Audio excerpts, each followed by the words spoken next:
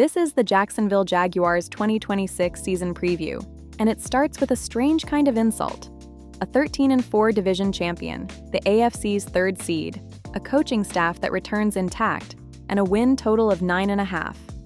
The market is charging Jacksonville 3.5 wins before the season even starts. The season itself ended in one night, a home wildcard loss to Buffalo 27-24 with an interception on the final tying drive, and the offseason that followed was quiet on purpose. Same head coach, same coordinators, same quarterback. So this episode is really about one question. When the regression rules and a stable roster point in opposite directions, which one do you trust? The honest answer is more interesting than either camp wants it to be. Start with what was real, because a lot was. The defense finished third in the league in expected points allowed and ran the league's second-best turnover engine. 31 takeaways, second most in football, with 22 interceptions. Also second most, behind only Chicago. The offense was quietly competent rather than great. 14th in efficiency overall, 11th in pass efficiency per attempt, and it finished drives well, 8th in football at ending scoring drives with touchdowns instead of field goals. Trevor Lawrence's counting season was the best of his career. 4,007 yards, 6th in the league, and 29 touchdown passes, 5th. Parker Washington led the team with 58 catches for 847 and 5 scores. Brenton Strange gave them 540 yards in 12 games. And after the November trade, Jakobi Meyers added 42 catches for 483 and 3 touchdowns in 9 games as a Jaguar. Now the asterisks. The pass rush was thin all year, 32 sacks, 27th in the league, on a pressure rate that ranked 26th. And Lawrence's efficiency never matched his volume, 17th in adjusted net yards per attempt, and 30th of 36 qualifiers in completion percentage over expected, at -2.7.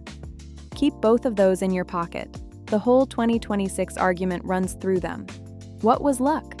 By our 10-year rules, more than any fan wants to hear. Jacksonville went 6-3 in one-score games, above the 65% line where the harshest rule in our data kicks in.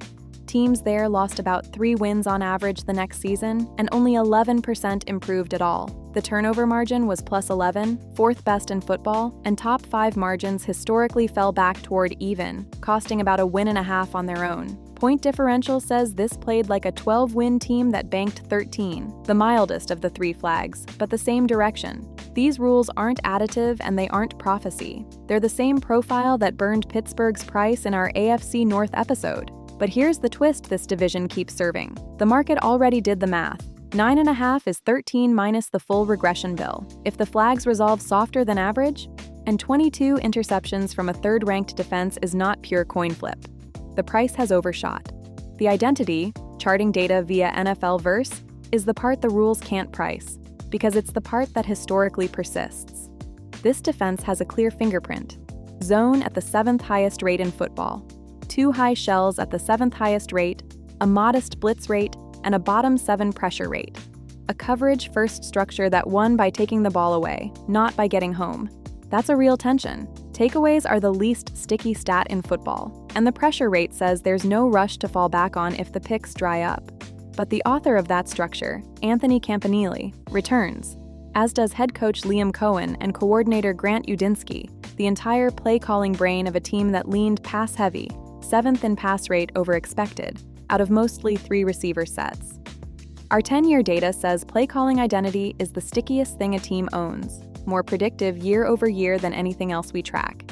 And it only sticks when the callers stay. In an off-season where Tennessee replaced everyone and half the AFC North did too, Jacksonville kept all 3. That is the quiet bull case. What changed is the runway, not the plane. The big move happened in season. Meyers, acquired from the Raiders at the November deadline for a 4th and a 6th, then extended on 3 years and $60 million. The exits were priced veterans. Travis Etienne, 1,107 rushing yards last season, 11th in the league, left for New Orleans on 4 years and $48 million. Linebacker Devin Lloyd took 3 years and $45 from Carolina, and corner Greg Newsome followed. The draft had no first-rounder. That pick went to Cleveland in the 2025 trade-up for Travis Hunter. So day 2 went trenches and depth. A tight end at 56, a defensive tackle at 81, a guard at 88, a safety at 100, and notably 0 cornerbacks, which tells you what the plan is. Hunter, back from the LCL surgery that ended his rookie year at 7 games, is set to play both ways again with the snap count tilting toward corner, per the general manager. Paishul Tutin, 307 rushing yards and 5 scores as a rookie, inherits the Etienne role. And Lawrence is simply locked in. The 2024 extension runs through 2030, and the club spent June feeding the Year 2 leap storyline. Cohen's own words, "There is no year more important than year 2. Health scan is clean, no off-field flags on this roster as of early July. So the 2026 question is Lawrence himself, because the charting splits him into 2 different quarterbacks. In stable situations, clean pocket, early downs, no blitz, he ranked 6th of 32 quarterbacks in efficiency last season. 6th. That's the repeatable core, and it's borderline elite. But when the situation got volatile, he fell to 19th. And the gap between his 2 selves was the 6th largest in football. Under pressure, his efficiency cratered to -0.5 expected points a drop back. The -2.7 completion percentage over expected is the other tell, a volume passer living on structure rather than precision. Here's why that reads bullish anyway. Stable situation performance is the part our data trusts going forward. And the things that create stability, play calling continuity, a pass-first identity, a finishing offense, all return. The bet against Jacksonville is that the takeaways evaporate and the one-score coin flips land tails.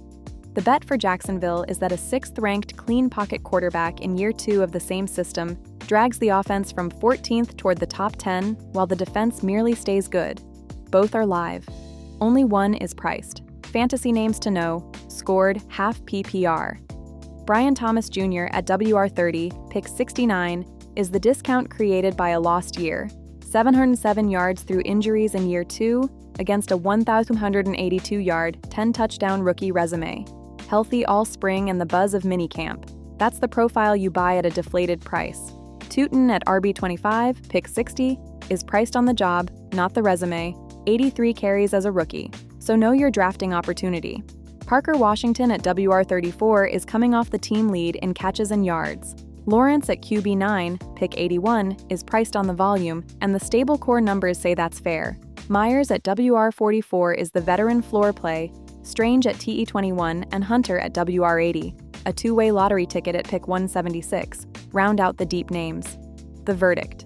9.5 is the regression rules quoted back at you as a price, and the rules are real. A 67% one-score record and a top 5 turnover margin have historically been rented, not owned. But this is the rare flagged team whose entire play calling and defensive structure returns, whose quarterback's repeatable core graded 6th in football, and whose market already paid the full penalty in advance. 10 to 11 wins is the honest range, regression on the luck, offset partway by growth in the parts that persist. In a division where Houston's price assumes its own luck holds, Jacksonville at 9.5 is the number we'd rather own. Follow the Jacksonville Jaguars feed for the weekly show. Every game, every number, all season. This was the muffed 2026 Jaguars preview. Every number verified.